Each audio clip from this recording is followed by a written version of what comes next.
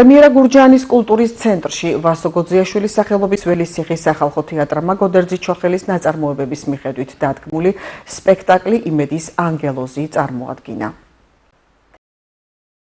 გურჯაანის კულტურის ცენტრში გაიმართა ველისციხის ვასო გოძიაშვილის სახელობის თეატრის სახალხო თეატრის სპექტაკლი იმედის ანგელოზი გოდერძი ჩოხელის მოთხრობებით იყო აწყობილი. ვფიქრობ, რომ სპექტაკლმა წარმატებით ჩაიარა. მაყურებელიც ძალიან აღფრთოვანებული და ესეთი დადებითი განწყობით შეხვდა ამ ყველაფერს და მიიღო მაყურებელმა სპექტაკლი.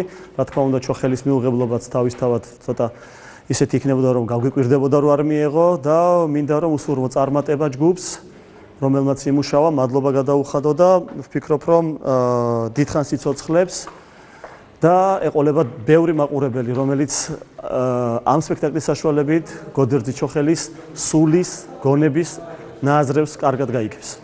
ჩემი პერსონაჟი არის უკვე ცოტა ასაკოვანი ადამიანი, დედა ენატრება, დედის სიყვარული ენატრება და აი აქედან გამომდინარე ის გამოსთქვამს სიმწუხარებას და ანგელოზს თხოვს რაღაცეებს, რომელიცაც უნდა რომ თითქოს აღსარებასავით ჩააბაროს.